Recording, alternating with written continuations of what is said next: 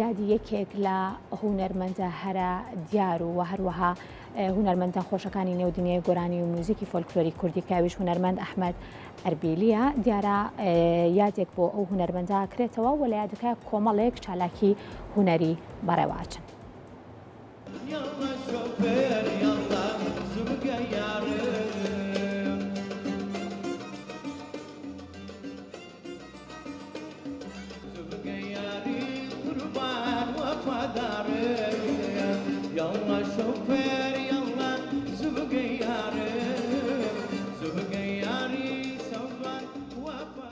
یادێک بۆ 6 ساڵی پڕ ئەزمون و کاری هونەری هونەرمەندە ئەسڵزادەکەی هەولێر محەممەد ئەحمەد ئەربیلی بەڕێوەچوو.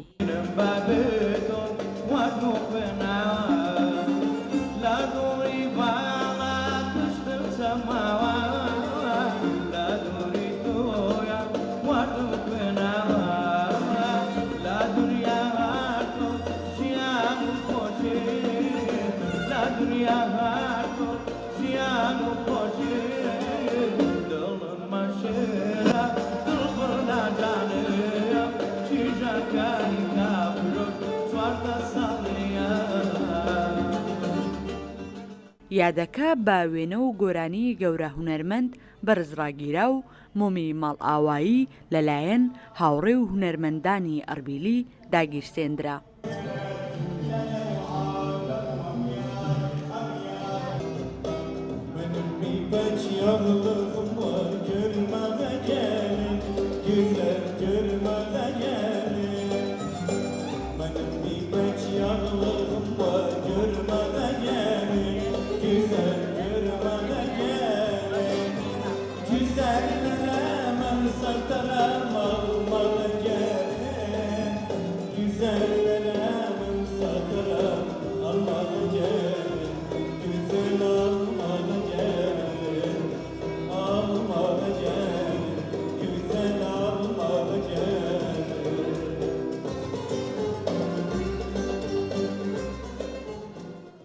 یادی 6 ساڵەی گەورە مامۆستا و ئاوازدانەری کورد و کوردستان مامۆستا محەممەد ئەحمەد ئێربیلی بکەینەوە.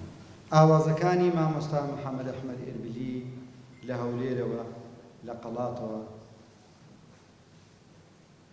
جانتای تێکنا و سنوورەکانی بەجاند. ئەوەی کە ئەمڕۆ یادی دەکەینەوە زۆر مانابەخشە، زۆر مانادارە کە لە جیاتی ئەوەی کە ئێمە ڕۆژانە یادی ئەو هونەرمەندانە بکەینەوە هەوڵ درێ ڕۆژێک تەرخان بکرێ بۆ یادی کەڵە هونەرمەندەکان و ئەدیبان و ڕۆشنبیران. ساڵانە بتوانین هەر ساڵە یادی ئەو هونەرمەندانە بەرز ڕابگرین و لە جیاتی ئەوەی کە تەنها لە ناو هۆڵێکدا کۆ بکرێنەوە بەڵکو بتوانین تێشووی هەموو ئەو خەرمان و ئەو ئەرشیفانەی کە هەیان بووە لە ناو کتێبەکاندا کۆیان بکەینەوە و فیستیڤاڵی گەورەیان بۆ ئەنجام بدەین.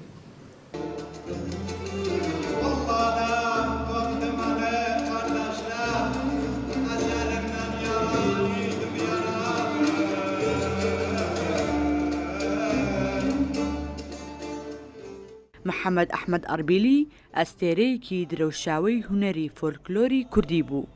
یەکێک بوو لەو هونەرمەندانەی خزمەتێکی زۆری هونەری فۆلکلۆری کوردی کردووە لە بواری ئاوازدانان و گۆرانی وتن.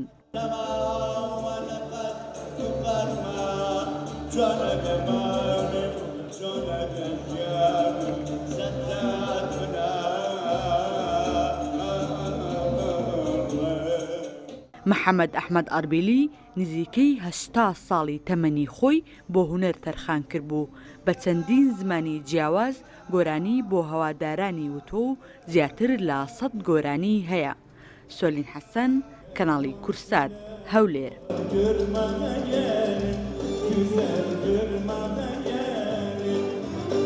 من أدوام جملة والجرمة